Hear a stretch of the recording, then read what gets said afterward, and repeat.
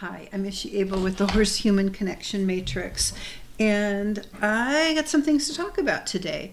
I have wanted to avoid ranting because ranting is just a bunch of negative energy, sometimes comes on like a fire hose that might pacify the person ranting for a little bit, but it also causes them to relive everything that they've experienced as they're regurgitating it for whoever's listening to the rant.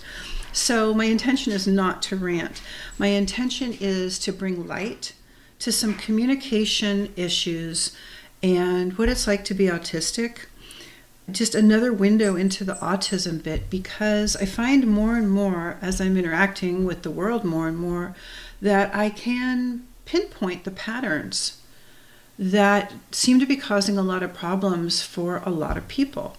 So I just got back from a trip to visit a family member, luckily on Kauai, and luckily he recovered, but he had gotten out of the hospital, and I went to help take care of him after the hospital stay. And a number of things happened planning this trip, like in 2 days, and having all the pieces fall together, which was great. They did. They all fell together. And some wonderful things happened on the trip. But in getting home and in the traveling, there were some communications with people that I feel are worth talking about. And some of them are generational, and some of them are autistic flavored, and some of them are just like, we're doing the best we can, but sometimes we just don't get it all. So the autism piece, many people realize now that one of the autistic traits, it doesn't mean everybody has it, but a lot of people on the spectrum have trouble with context. Either when we're telling you something, we don't give enough context, and conversely, when we're hearing something, the context that may be obvious to people that are not on the spectrum is not obvious to us. So obviously, the answer there is to ask more questions both ways and have people ask questions. Some of the things I'm going to cover are when is helping not helping, and when is it okay to help. Customer service that is not customer service, which has been a pet peeve of mine for my entire life. And my perspective has shifted many times on it, and so has my emotional response. So, and I want to talk a little bit about younger people. For a while, I was keeping notes on my phone of ridiculous customer service things that happened, because we have literally been boiled in water like frogs. Most people have no idea what's happened to customer service or what it was like for people of my generation back in the day. So I'm gonna have to tell the Nordstroms story. And if Nordstroms doesn't kick me a little bit of money back at some point, the next time I tell the Nordstrom story, I may just say that it was about Macy's. So I think that's a good place to start, the Nordstrom story. So this is reportedly a true story that I read in the newspaper sometime in the 80s. And when I grew up in the San Francisco Bay Area, my closest shopping center was the Stanford Shopping Center, and we had a Nordstrom's put in the late 70s that went in right next to Saks Fifth Avenue. So here's the story. This little old lady comes into Nordstrom's with her receipt in hand, and she comes to the counter, and she says to the young man behind the counter, "I want to return this TV. It's in my car." And he says, "Hold on, ma'am, just a minute." He goes in the back and he asks his manager. So 2 things about this already. There's somebody who is going to a manager with something he doesn't know what to do with. We rarely see that today in any customer service. He goes to the manager. He says, "She wants to return this TV. It's in her car. She has a receipt. She paid cash. What do I do?" The manager says, "Go down to the car, bring the TV up from her, take the money out of the cash register, keep the receipt, keep the TV, and give her back the cash." He says, "Okay." He does what he's told. So that's another thing. He does what he's told without asking a lot of questions. We don't see that a lot today. He goes down to the car, He gets the TV, he brings it up, she follows him up. He opens the cash register, cha-ching, comes open, the drawer slides. We don't see that anymore either. He gives her the cash. We don't see a lot of that anymore either. And she hobbles out of the store. He goes back to the manager and he says, now what do I do? And the manager says, did you drive today? And he says, yes. Will the TV fit in your car? He says, yes. Take the TV, put it in your car, take the receipt, go back to the store she bought it at, and return it, get the cash, and put it back in our register. He's like, okay. Again, he's not asking a lot of questions. He does what the manager tells him to do. Nordstroms doesn't sell TVs. Take a minute for that to sink in if you're an XYZ person. Nordstroms was known for their customer service. When these people that worked for Nordstroms did this, they weren't doing it as a publicity stunt. This was normal protocol. This was how they handled customers. I grew up with this saying, the customer is always right. In my generation, when you went to work for a store, you didn't argue with a customer. If you argued with a customer, the manager would come in and they would fire you. You might get a warning, but you weren't going to last very long because word of mouth was important. So when I have problems with the cell phone company, or somebody made a mistake on my Maurice's bill for $4 that cost me a $200-point drop on my credit score, they're going to listen to the Nordstrom story when I call to straighten things out, because we didn't grow up with this. Why is it this way now? It's like this. And again, I don't want this to be a rant. I want to focus on what's positive. But this is a result of corporate culture. This came in when companies got really big and decided that the customer wasn't always right. And they started training people on purpose to be evasive on the phone, to read from a script, to stay scripted, to record the phone calls. This call may be recorded in order for training purposes.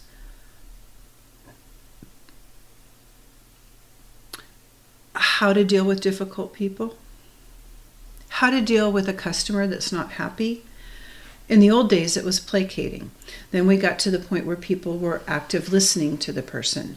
These days, there's a lot of avoidance, a lot of shoving around, and with one company in particular, even systematic hang-ups, hold times to hang up. That would be, and I have no problem saying this because I went around the corner with these people, that would be HughesNet. They purposely put you on hold and then hang up on you after 45 minutes, and if you call back, they do it again, rather than send you to a manager, rather than to address a problem. That's true. So how does this affect us talking to each other? How does this affect the interactions we have in a personal way? People that are leaning into avoidance to begin with feel a lot more permission to do it. Just change the subject. Don't answer that question. And if you're autistic, it's even more frustrating because we're not wired that way. At least I'm not. So one of the tasks I needed to deal with when I came back was, I have a paddleboard. It's my second season paddleboarding. I absolutely love it. I got a new paddleboard and the instructions were not clear. The fins have a weird little screw that takes a special little key tool to screw it in, and they came with one screw and 2 holes, and they told me that was in case it got stripped out. And I thought, really, this doesn't seem right. It took me forever to find the little tool because it wasn't mentioned where it was in the instructions. I emailed with the place. They emailed me back, said, oh no, that's the way it's supposed to be. There's only one screw. I followed the directions. I put them in. I screwed them tight. I tested them with my hand. I took it down the river and I lost a fin. So I came back and I emailed them again. And in the email, instead of telling me that the fins were back ordered, they told me they would send them to me. And then they sent me another email that came from a different place that was spam that told me they were back ordered. then there was some pushback. There was some pushback in the email. It wasn't clean. It wasn't customer service. And then I called them and I tried to get a hold of them. And they were out at some paddleboarding events for 2 consecutive weekends or something. So there was no one, or maybe it was for a whole week and they were closed that week. So there was no one there to answer the phone. So again, from my generation, if you're running a business and you want to go take part in something that might be good for your business, it's a good idea to leave somebody to manage your phones, because your customer base may not really appreciate the customer service that you're not providing. When is it okay to ask these days for customer service? When is it okay? So finally got a hold of these people today, and when I explained the situation, there was quite a bit of pushback about how it was my fault because I might not have checked my junk folder for the separate email that would have explained part of the context to the situation with the fin and why I got 4 screws in the mail and not the fins. Well, what I don't think they realized is it was making them look really bad, saying they were going to do something and then not doing it. And it makes them look really bad not including a piece of information in the email when they know full well, apparently, that the spam email is probably going to get stuck in my spam folder. And they did not sign it. So that's another thing I've noticed with customer service emails recently. The employees are afraid to sign their name. That wouldn't have happened in the old days. Your family name meant something. If you treated someone rudely or you did something disgraceful, it wasn't just you, it was your whole family that was going to be affected. If you don't feel like you can sign an email at your workplace because of customer backlash, it probably means you're not doing something ethical, or you're not doing something in a way that is in alignment with how we want to treat each other. If you can't put your name behind what comes out of your mouth, we should be questioning the people that are asking us to respond to each other this way. And that's what I mean by being boiled like frogs. They turned up the temperature and nobody noticed. Nobody noticed that it's not okay to be proud of who you are as you interact with people. We're in some serious trouble here. But if we become aware of what's happening and we push back on the policies that demand that we behave unethically, we can recover. And that's what the podcast is here. It's about dominance, right? Just the way we train horses with dominance, we need to stop training people with dominance, and people need to stop being sheep. It needs to be okay to say what you're doing isn't okay. Treating people like that isn't okay.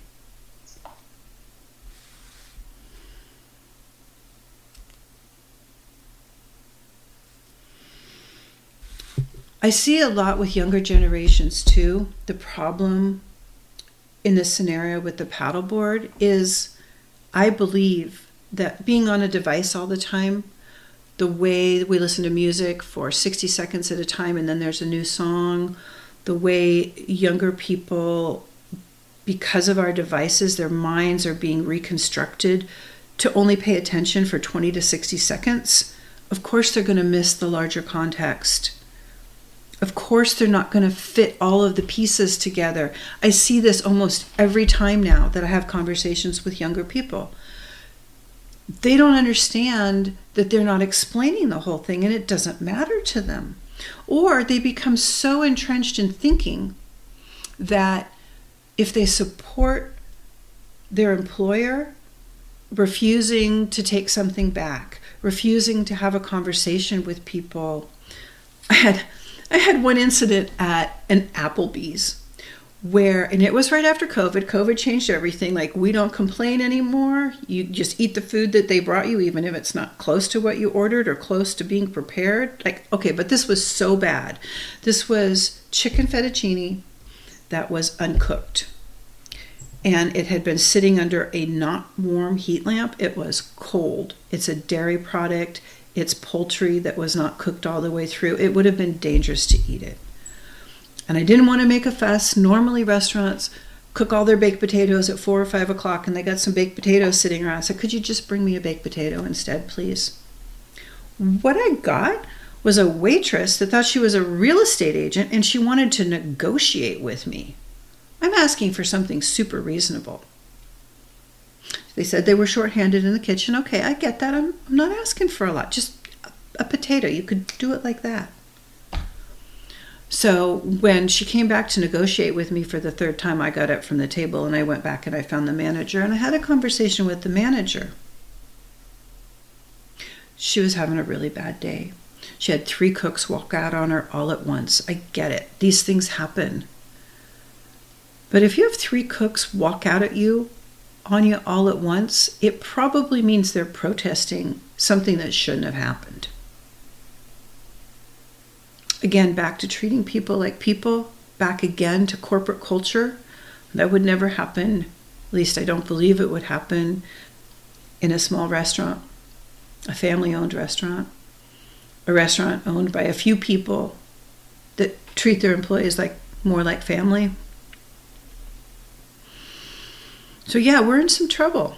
And if we don't start slowing down, bulking at dominance, finding some ways to talk to people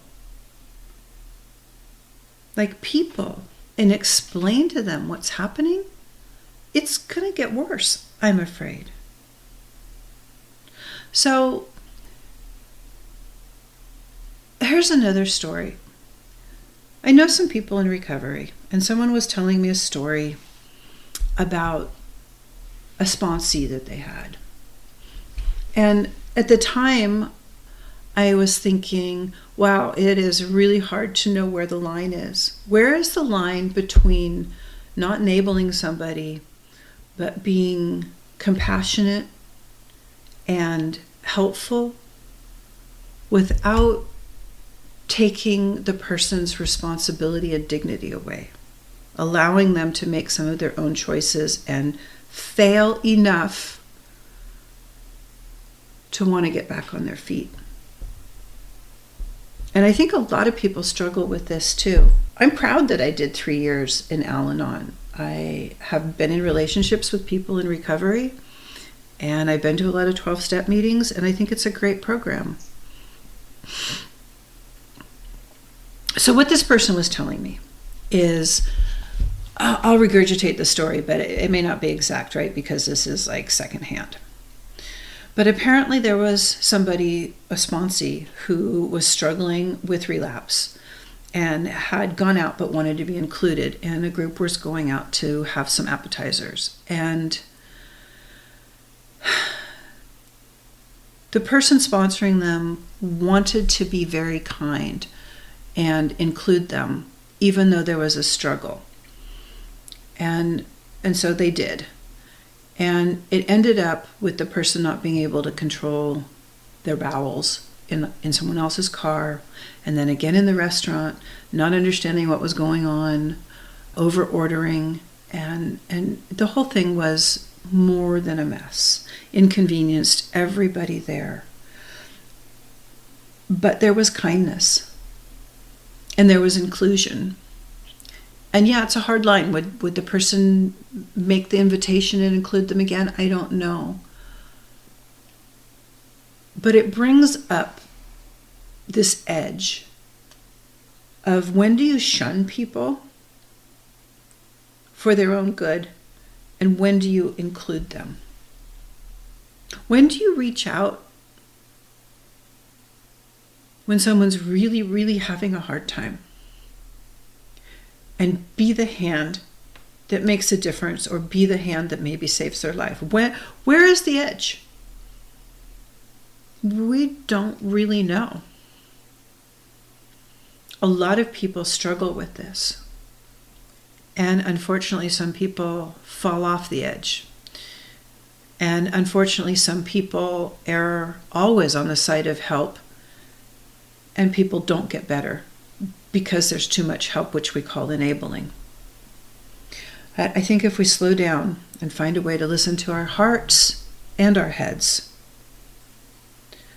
that maybe that's part of the answer for that line, for that edge. We always have to take care of ourselves. I fully agree. Being of service usually means some degree of sacrifice. Not so much that it costs too much. How is that like customer service? I'm not quite sure. Why do these belong in the same podcast? I'm not quite sure, but it seems like they do, because what we're talking about is context. What we're talking about is asking questions.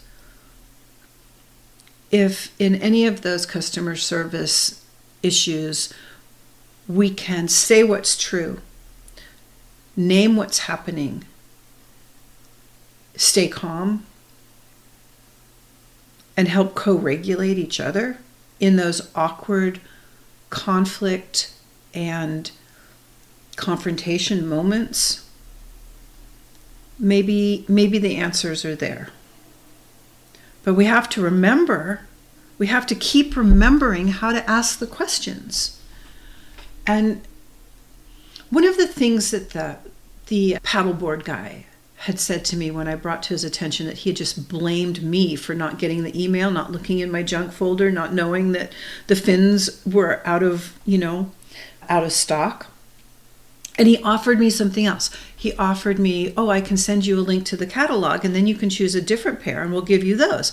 And I was trying to keep him on the phone because he was rushing to get off the phone with me long enough to realize that his attitude was affecting the conversation tremendously.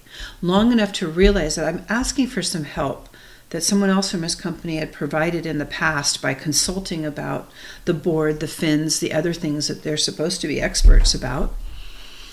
And I finally got him to slow down enough to give me the advice on and break down what fins I might get instead of redirecting me to a digital marketing thing that was bound to go wrong and result in me having to call back or contact them again, that held the potential for things to go wrong again. Again, rushing and blaming. And then he said something. I said, well, now you're being rude. And he said, I'm just meeting you where you are. And I had a bit to say about that.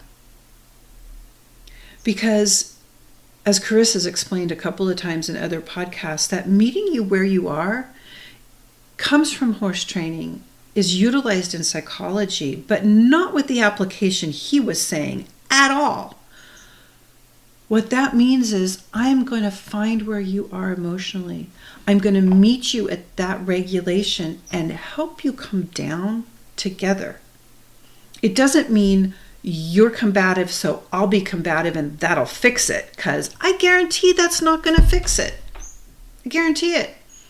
And any corporate culture that is teaching that combativeness is the way to handle these situations is absolutely wrong.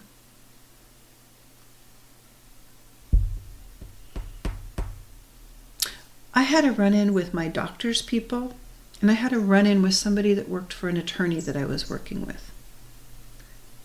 In both cases, the doctor and the lawyer scolded me, an autistic person, who was being treated badly by their staff,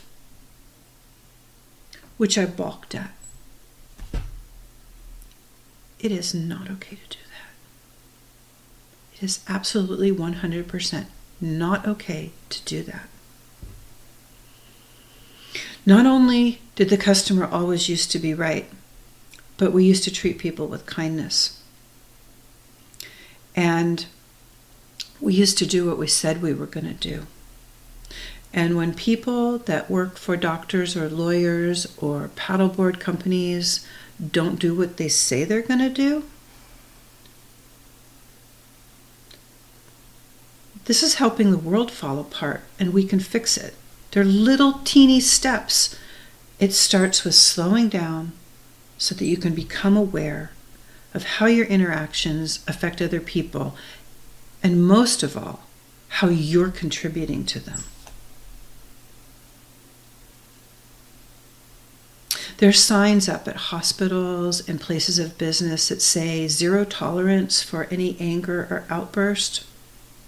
That's a mistake. To think that avoidance and shunning are the answer to people's trauma.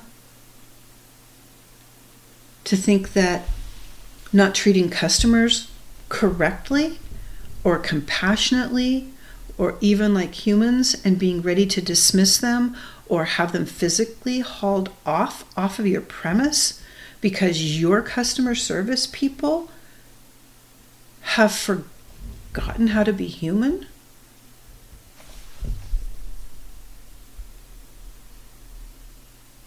It's a problem. I want people to understand neurodivergence better. I want people to slow down. I want these younger generations, the XYZ, whatever. I'd like you to get off your device, and I'd like you to spend time with humans. And I'd like you to think about communicating an entirety of whatever the situation is comprised of, because this quick swiping through situations is hurting you, and it's hurting us, and it's hurting our culture.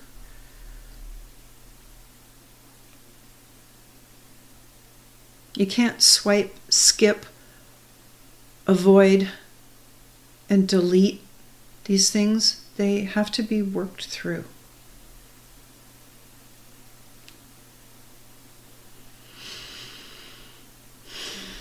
It's a lot of energy being upset about these things. And when you're autistic, there are a lot of autistic people that don't go out of their homes because 1 or 2 of these a day will send you into tears and over the edge and into some serious overwhelm. And I think maybe part of the reason where people are realizing that they're autistic is because the world is getting harder and harder to live in. Not just for us, but for you guys too, for everybody. So let's do what we can to slow down and be kind.